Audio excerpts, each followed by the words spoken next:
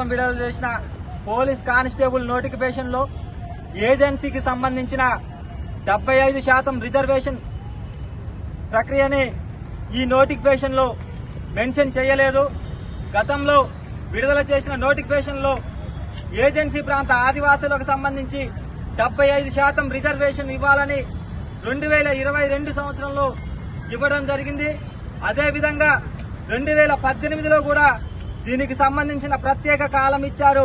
అదేవిధంగా 2015లో కూడా ఏజెన్సీ ప్రాంతానికి 75% రిజర్వేషన్ ఇవ్వాలని ప్రత్యేక కాలం ఇవ్వడం జరిగింది.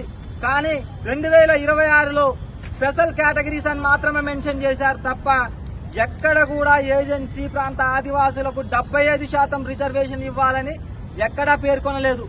దీనికోసం మీరు మన మంత్రి గారిని కలిసా, సీతక్క గారిని కలిస్తే ఆమె సెక్రటరియట్ లో చీఫ్ మినిస్టర్ ప్రిన్సిపల్ సెక్రటరీ గారు ఉంటారని ఆయన దగ్గరికి పంపించడం జరిగింది. ఆ సార్ అన్నారు కదా, మీకు గతంలో జీవో నెంబర్ 3 ఉండే, ఆ జీవో నెంబర్ 3 కొట్టివేయడం వల్ల మీకు ఉద్యోగ అవకాశాలు మేము 100% ఉండే, దాన్ని కొట్టేసిరు, అందుకనే ఈసారి కానిస్టేబుల్ 75% ఇవ్వలేదన్నారు. సార్, అది జీవో నెంబర్ 3 అనేది కేవలం ఉపాధ్యాయుల నియామకాలు మాత్రమే.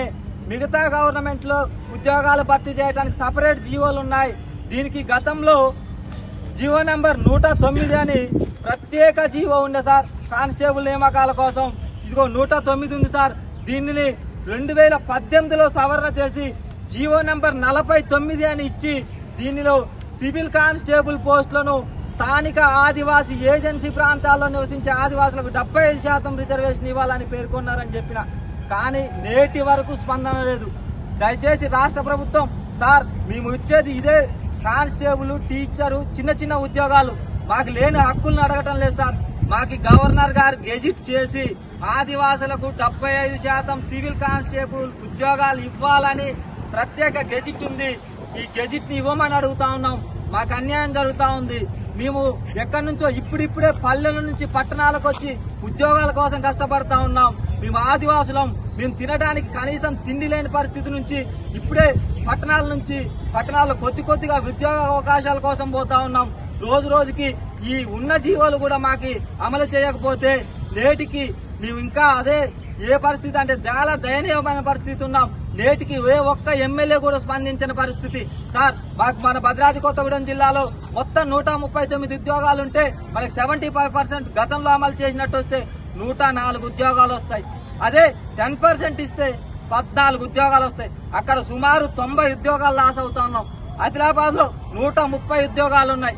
అక్కడ 10% ఇస్తే కేవలం 13 ఉద్యోగాలు వస్తాయి.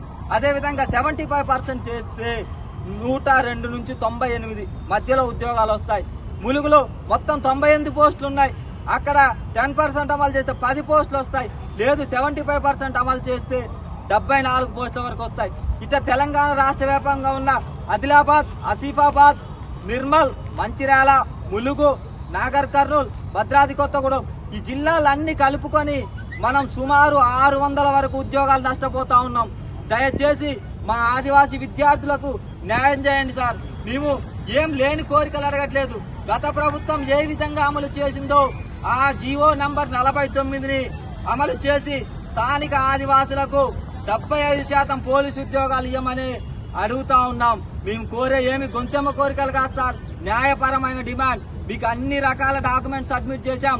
దయచేసి ఈ గెలిచిన ఆదివాసీ ఎమ్మెల్యేలు ఎవరున్నారో నిరుద్యోగుల ఓట్లతో గెలిచారు సార్. మీరు దయచేసి మా నిరుద్యోగుల బాధను అర్థం చేసుకుని ఏజెన్సీలో ఉన్న ఆదివాసులకు 75% సివిల్ కానిస్టేబుల్ పోస్టులను ప్రకటించాలి.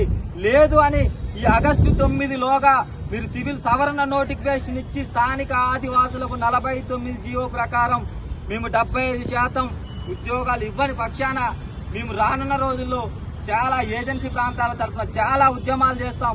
దయచేసి ఈ విషయాన్ని సార్, మనకు అన్యాయం జరుగుతా ఉన్నదని ఆదివాసీ ఎమ్మెల్యేలు స్పందించి మాకు న్యాయం చేయాలి.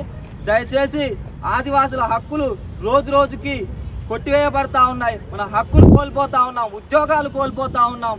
దయచేసి మేము ఇప్పుడిప్పుడే చిన్నగా డెవలప్ అయ్యుకుంటూ ఇప్పుడిప్పుడే హైదరాబాద్ లో వచ్చి చదువుతా ఉన్నాం సార్.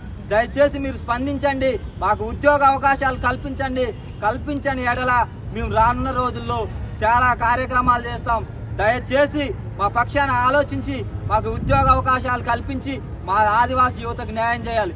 జై ఆదివాసీ, జై ఆదివాసీ.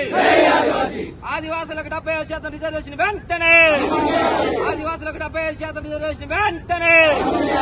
జై ఆదివాసీ.